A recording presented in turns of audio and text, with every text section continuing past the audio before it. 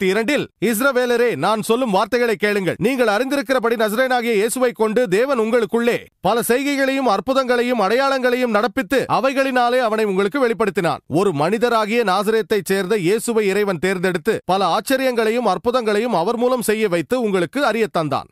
ஆகவே இயேசு கிறிஸ்து அவருக்கு சாந்தி உண்டாகட்டும் ஒரு மிக பெரும் சக்தி வாய்ந்த இறை தூதர் என்று நாங்கள் நம்புகிறோம். ஆனால் அவர் கடவுள் அல்ல.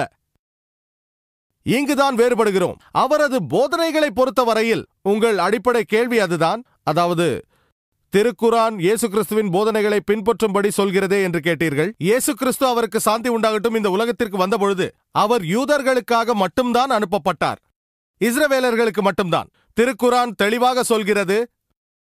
சூரா அல் சஃப் அத்தியாயம் 61 வசனம் 6 இயேசு கிறிஸ்து அவருக்கு சாந்தி உண்டாகட்டும் இஸ்ரவேலர்களுக்கு ஒரு இறை தூதராக வந்தார் என்கிறது.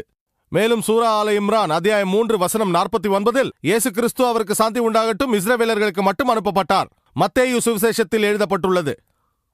அதிகாரம் 10 வசனங்கள் 5 மற்றும் 6 இயேசு கிறிஸ்து அவருக்கு சாந்தி உண்டாகட்டும் அவர் சொல்கிறார், புறஜாதியார் நாடுகளுக்கு செல்ல வேண்டாம். யார் அந்த புறஜாதியார்? யூதர் அல்லாதவர்கள், இந்துக்கள், முஸ்லிம்கள்.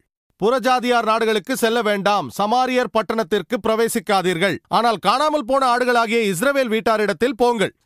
இதே மாதிரியான செய்தி மத்தேயு சுவிசேஷம் அதிகாரம் 15 வசனம் 24 அப்போஸ்தலர்களிடத்தில் நான் காணாமல் போன ஆடாகிய இஸ்ரவேல் வீட்டாரிடத்திற்கே அனுப்பப்பட்டேனே அன்றி மற்றபடி அல்ல என்கிறார். இயேசு கிறிஸ்து அவருக்கு சாந்தி உண்டாகட்டும் இஸ்ரவேலர்களுக்காக அனுப்பப்பட்டார். அவரது போதனைகள் ஒரு குறிப்பிட்ட காலத்திற்கு பின்பற்ற வேண்டியவையாக இருந்தது. இதைத்தான் பைபிளும் குரானும் சொல்கின்றன. இவற்றிற்கு மாறாக சகோதரியே, நீங்கள் பைபிளை படித்தால் இயேசு கிறிஸ்து அவருக்கு சாந்தி உண்டாகட்டும் அவர் கூறியதை ஆராய்ந்து பாருங்கள். லூக்கா சுவிசேஷத்தில் அதிகாரம் 2 வசனம் 21 அவருக்கு 8ஆம் நாள் விருத்த சேதனம் செய்யப்பட்டது. முஸ்லிம்களான நாங்கள் மாஷா அல்லாஹ் விருத்த சேதனம் செய்கிறோம். பெரும்பாலான கிறிஸ்தவர்கள் விருத்த சேதனம் செய்வதில்லை. ஆகவே இயேசு கிறிஸ்து அவருக்கு சாந்தி உண்டாகட்டும் அவரது போதனைகளை கடைபிடிப்பவர் கிறிஸ்தவர் என்றால் நான் அந்த கிறிஸ்தவர்களுக்கெல்லாம் மேலான ஒரு கிறிஸ்தவனாக இருக்கிறேன். பைபிளில் கூறப்பட்டுள்ளது.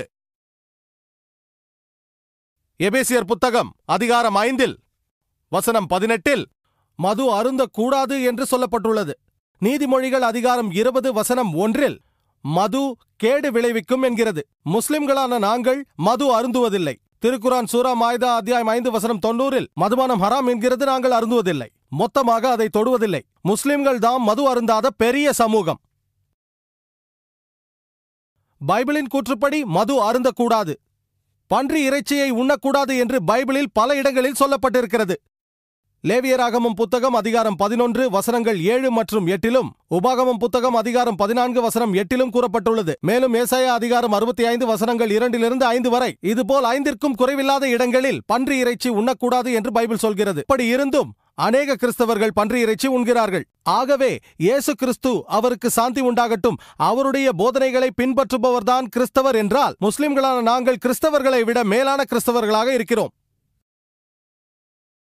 இப்படி சொல்லிக்கொண்டே போகலாம். இயேசு கிறிஸ்து அவருக்கு சாந்தி உண்டாகட்டும் அவரிடம் கேட்கப்பட்டது மேலான கட்டளை எதுவென்று.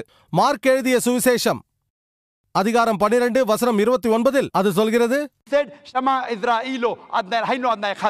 எபிரேய மொழியில் உள்ள இதற்கு அர்த்தம், ஓ இஸ்ரவேல் கேள், நமது இறைவன் ஒருவனே. முஸ்லிம்களான நாங்கள் மாஷா அல்லாஹ் ஒரு இறைவனை தவிர வேறு எவரையும் நம்புவதில்லை. அநேக கிறிஸ்தவர்கள் திருத்துவ கொள்கையை நம்புகிறார்கள், பிதா, குமாரன் மற்றும் பரிசுத்த ஆவி. ஆகவே இயேசு கிறிஸ்து அவருக்கு சாந்தி உண்டாகட்டும் அவரது போதனைகளை பின்பற்றுபவர்தான் கிறிஸ்தவர் என்றால் முஸ்லிம்களான நாங்கள் கிறிஸ்தவர்களை விட மேலான கிறிஸ்தவர்கள். இஸ்லாத்திற்கும் கிறிஸ்தவத்திற்கும் இடையே உள்ள ஒற்றுமைகள் என்ற எனது சொற்பொழிவை நீங்கள் பார்க்கலாம். அதில் இயேசு கிறிஸ்து அவருக்கு சாந்தி உண்டாகட்டும் நாங்கள் அவரது போதனைகளை அதிகமாக பின்பற்றுகிறோம் என்ற உண்மையை நீங்கள் தெரிந்து கொள்ளலாம். இதுவே எனது பதில். கேள்வி கேட்பவர்களுக்கு நான் அன்போடு கேட்டுக்கொள்வது என்னவென்றால், தயவு செய்து உங்கள் பெயர்களையும் தொழில்களையும் குறிப்பிடுங்கள். அதன் மூலம் நீங்கள் எந்த நோக்கத்தோடு அந்த கேள்வியை கேட்கிறீர்கள் என்பதை புரிந்து இன்ஷா அல்லாஹ் ஜாகிர் அவர்கள் அதற்கு பொருத்தமான பதில் தருவார்.